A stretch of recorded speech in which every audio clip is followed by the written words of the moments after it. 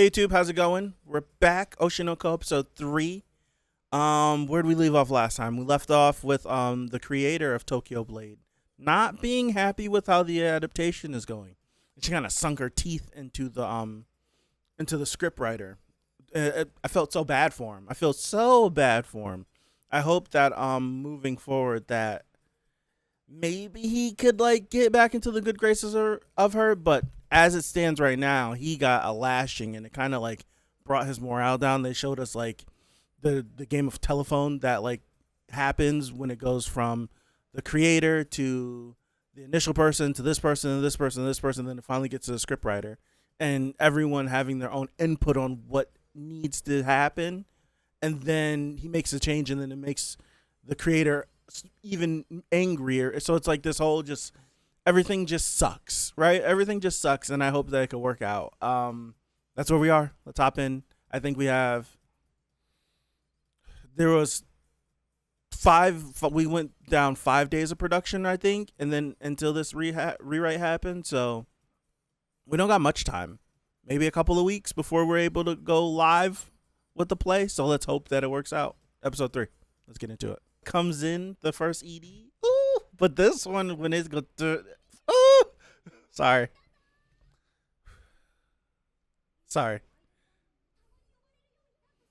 They're in Playboy. Like the Playboy I'm thinking about?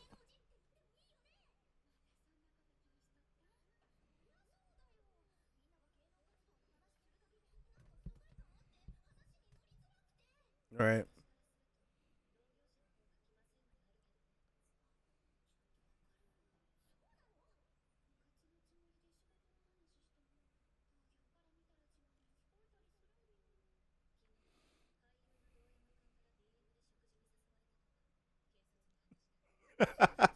That is bragging.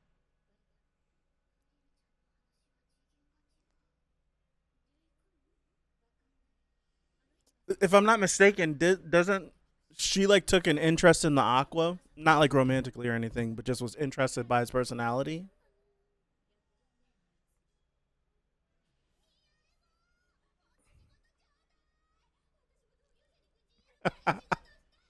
The transition was so good.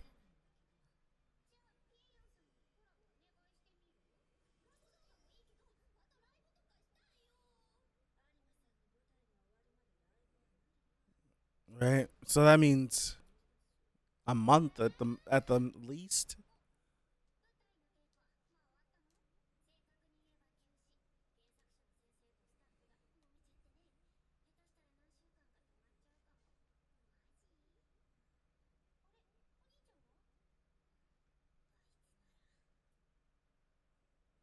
God, that's right.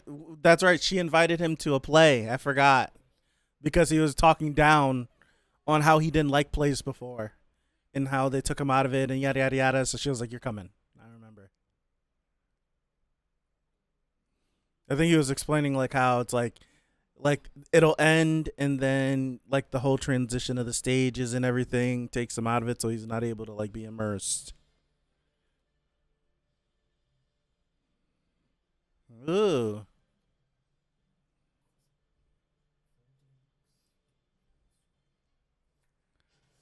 Whoa. Whatever track is playing right now is great. It reminds me of like late '90s, early 2000s anime. Oh man, that felt mad nostalgic.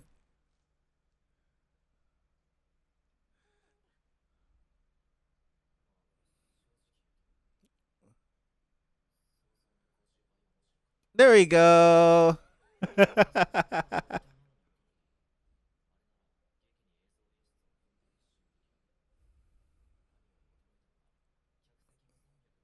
the whole audience was rotating.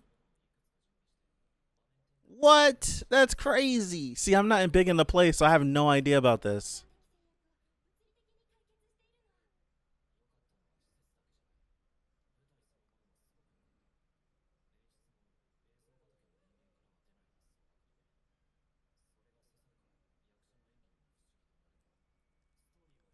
Wow.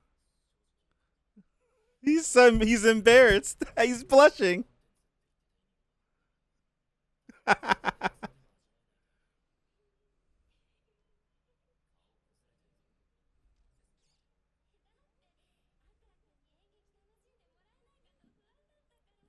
This is like an actual ordeal of. I love Akane. I would like it if they were in a relationship, but it's clear that I like Kana and Aqua together too. But we know this boy's mind's only focused on one thing. That's what's his name.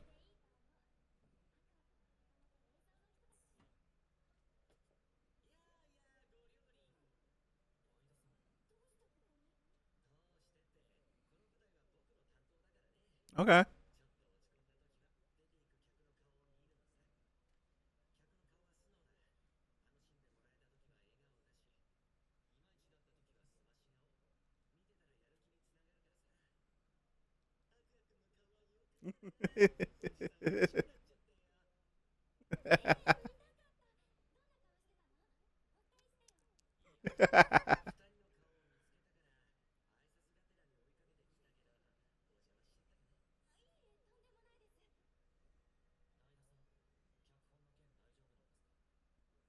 Yeah. Yeah.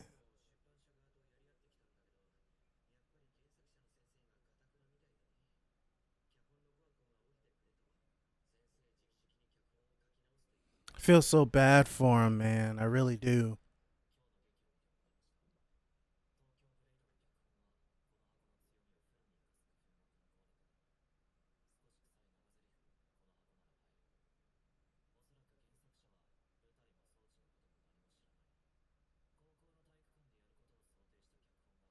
Mm.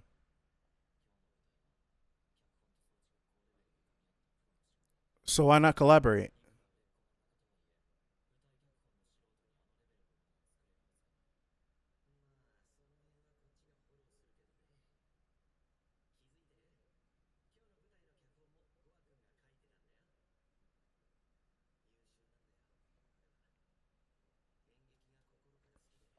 I think that much is clear.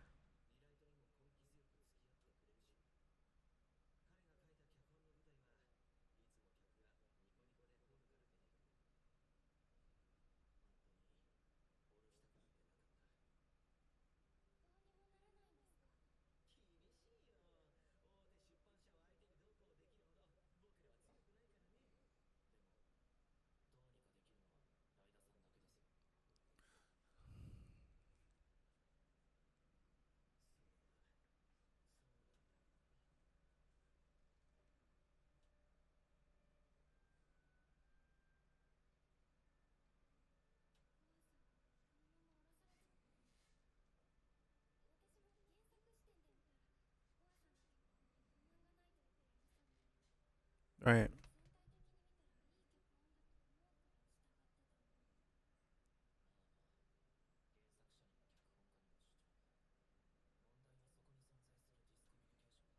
Yep. Yep. 100%. 100%. Look at that eye shining bright.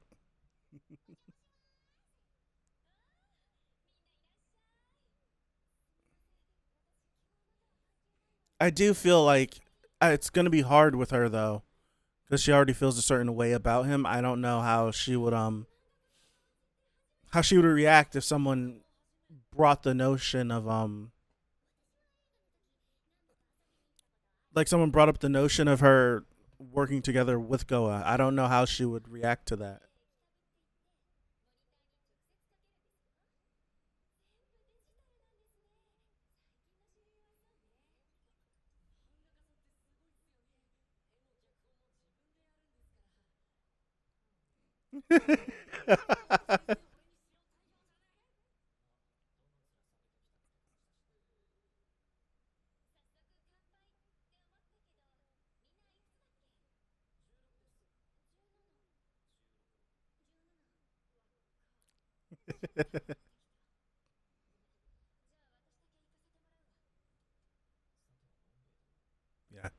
Seems like it.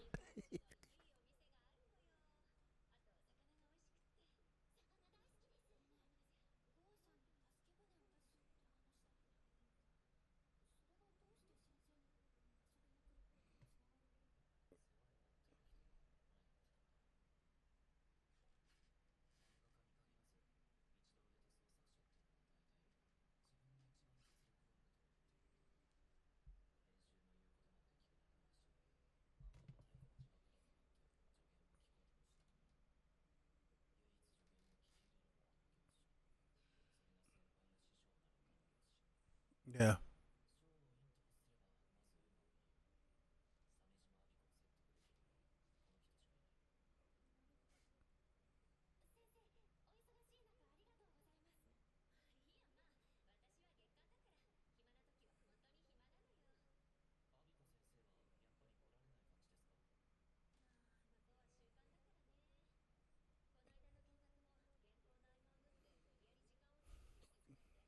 So how the hell is she? Yes. Mm-hmm. So how the hell is she supposed to write a script in the midst of keeping up with her weekly duties?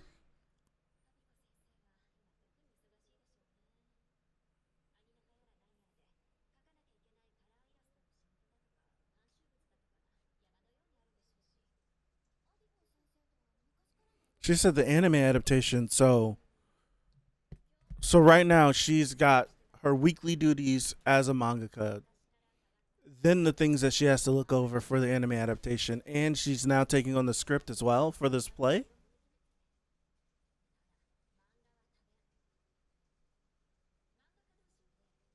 I could be reading that completely wrong. I hope I got that.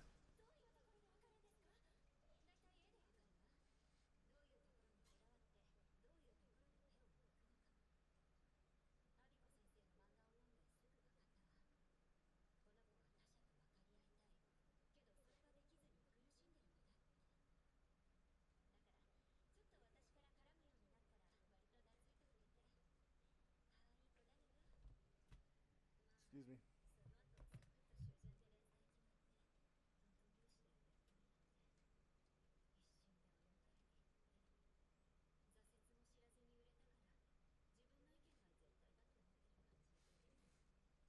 Interesting. She won't listen.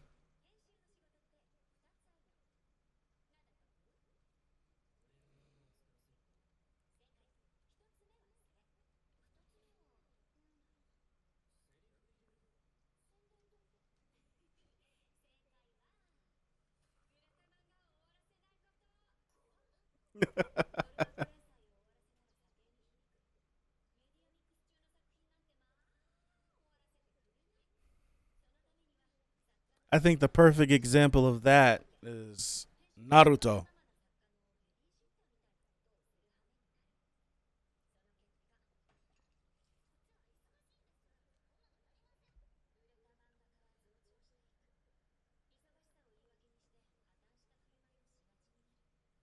Mm.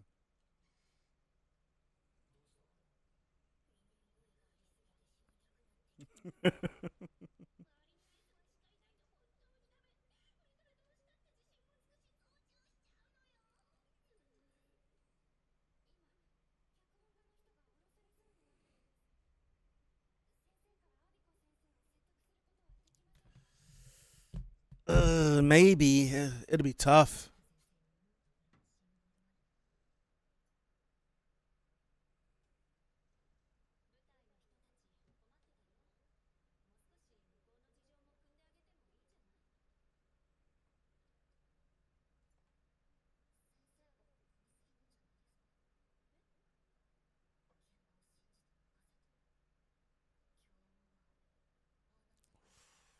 Ooh, that's a sting.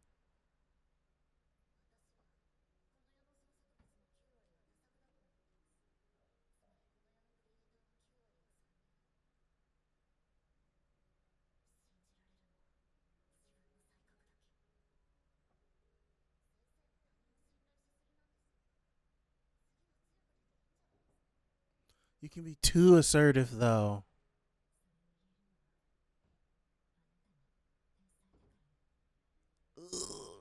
That hurts.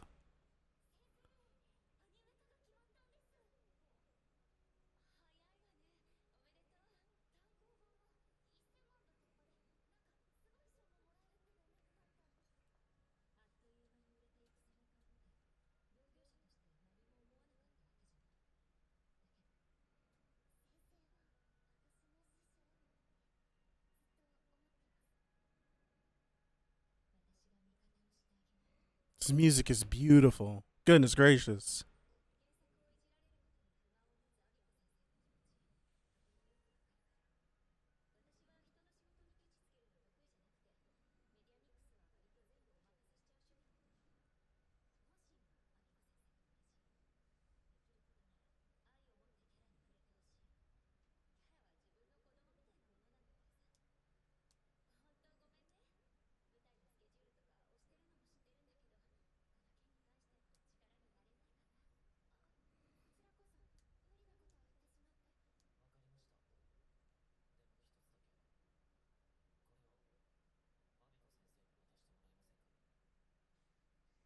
I wonder what it is.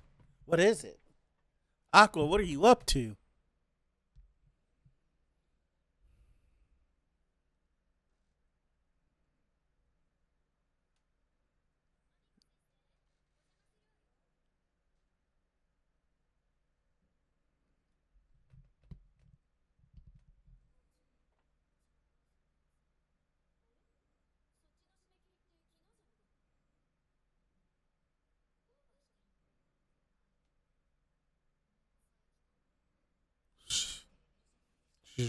It's too much.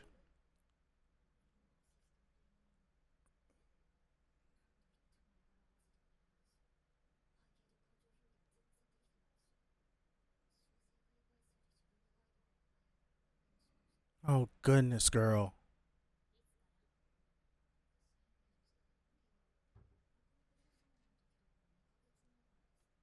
Oh, my gosh.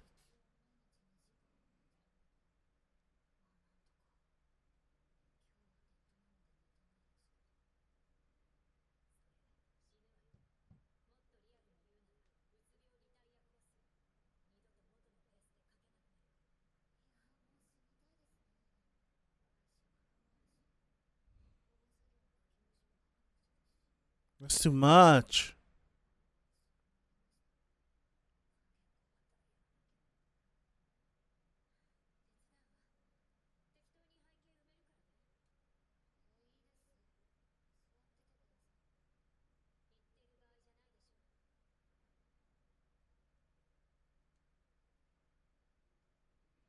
Oh, my goodness gracious.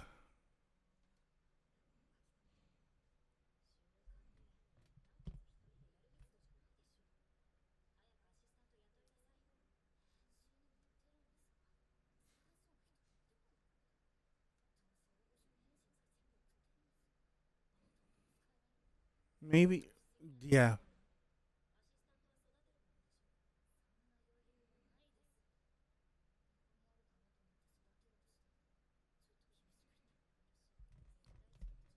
If seeing what you did to Goa, she's probably giving them lashings.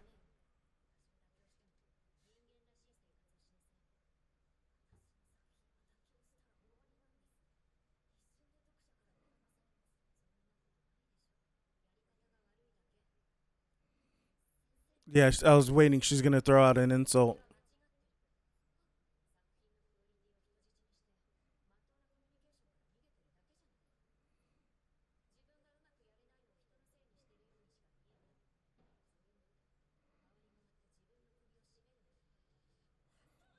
Yeah, I was waiting for this.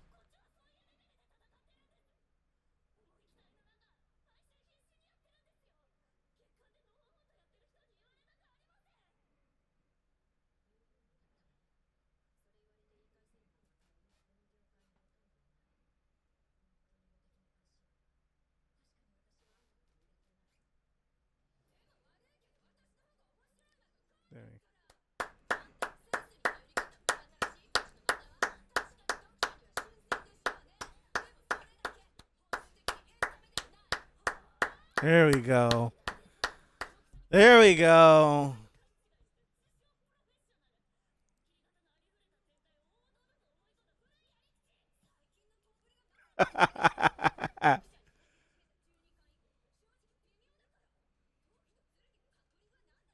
Ooh. Ooh. Ooh. Stinging her. Stinging her.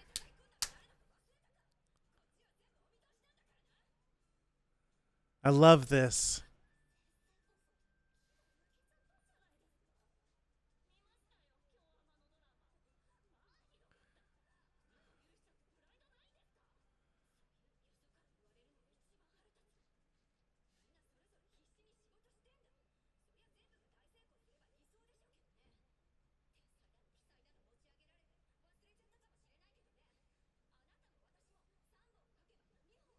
Ooh.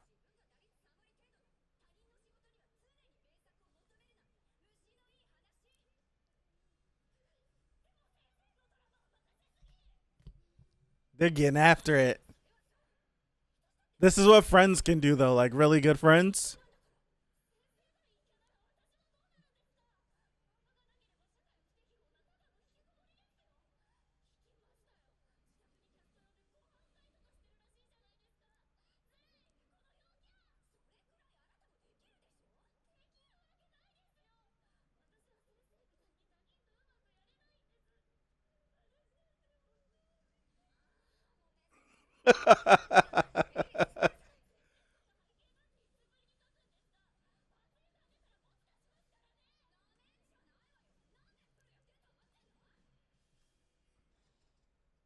They were getting after it. That was good.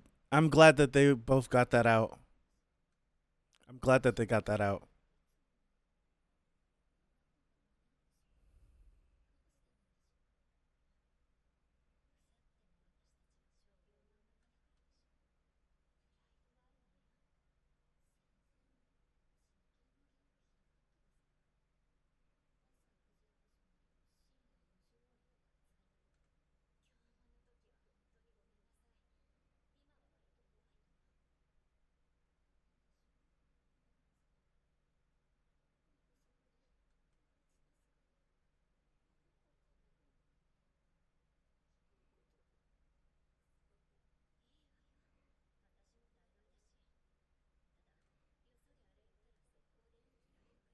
Yep.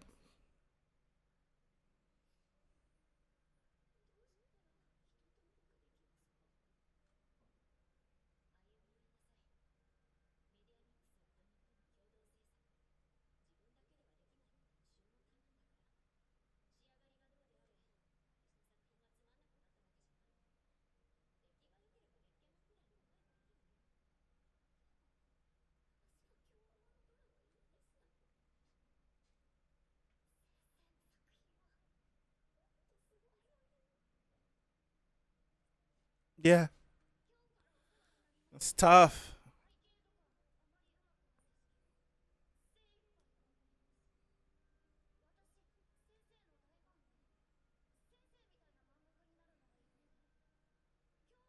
She's so adorable.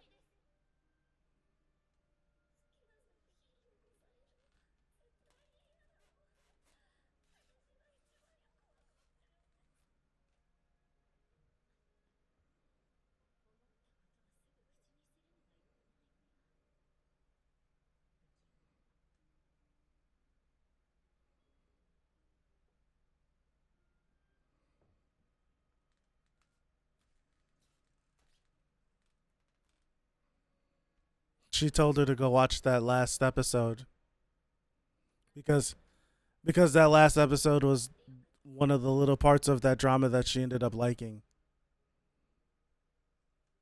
She told her to go watch the last episode.